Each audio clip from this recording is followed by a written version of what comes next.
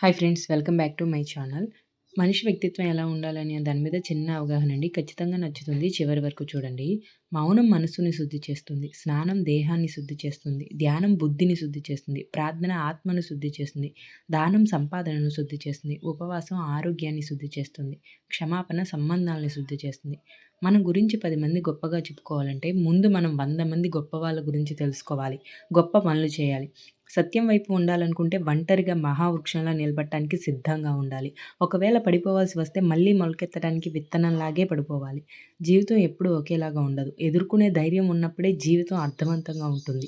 ఏ క్షణంలో అయితే మన పట్ల మన నమ్మకాన్ని కోల్పోతామో, ఆ క్షణం నుండి మనం సగం చచ్చిన శవంతో సమానం. కరుగుతున్న కాలానికి, జరుగుతున్న సమయానికి, అంతరించే వయసుకి మిగిలిపోయే జ్ఞాపకమే మంచితనం. అదే మనకు ఆభరణం. అదృష్టం అంటే ధనం, వస్తువులు ఉండటం మాత్రం కాదు.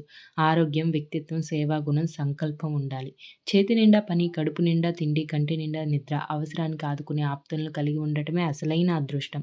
నిరంతరం వెలిగే సూర్యుని చూసి చీకటి భయపడుతుంది. అలాగే నిత్యం కష్టపడే మనిషిని చూసి ఓటమి భయపడుతుంది. జీవితంలో సంపాదన పెరిగితే ధనవంతులం అవుతాం. వయసు పెరిగితే ముసలివాళ్ళం అవుతాం. కానీ మనలో మంచితనం పెంచుకుంటే మంచి మనిషిగా కలకాలం మిగులుతాం. ధర్మో రక్షితి రక్షితః. ఈ వీడియో నచ్చిన వాళ్ళు తప్పకుండా సబ్స్క్రైబ్ చేయండి.